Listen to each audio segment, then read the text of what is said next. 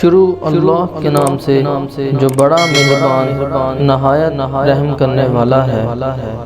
ایک دن شہنشاہ اکبر نے اپنے درباریوں کے سامنے ایک سوال پیش کیا، جو سوال یہ تھا کہ کون سے دریا کا پانی سب سے بہترین ہے۔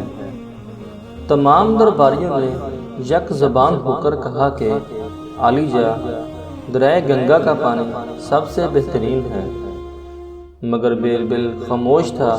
شہنشاہ نے دیکھا اور اس نے دریافت کیا کہ بیربل تم کیوں خاموش ہو؟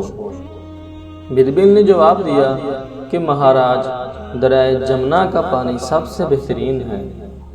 شہنشاہ بڑا حیران تھا بیربل کا جواب سن کر، اور اس نے کہا کہ بیربل، تمہارے پاس اس کا کیا ثبوت ہے؟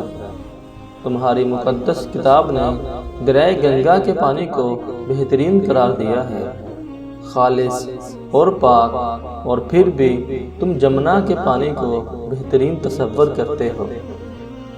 بیربل نے کہا کہ مہاراج، ہم کس طرح پانی اور آب حیات کا مقابلہ کر سکتے ہیں، اور آپ جو دریائے گنگا میں بہتے ہوئے پانی کو دیکھتے ہیں، پانی نہیں ہے، آب حیات ہے۔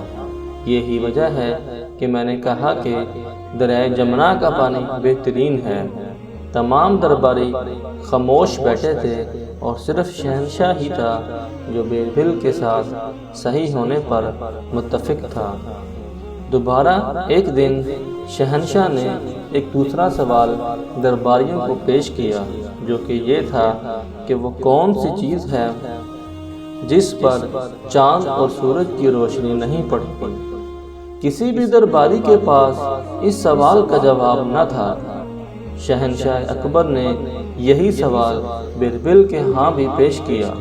بیربل نے تھوڑی دیر سوچا اور بعد ازاں اس نے کہا کہ مہاراج، صرف ایک چیز ہے جس پر چاند اور سورج کی روشنی نہیں پڑتی۔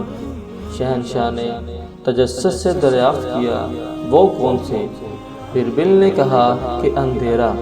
یہی ایک چیز ہے جس کو نہ چاند اور نہ سورج کی روشنی ملتی ہے۔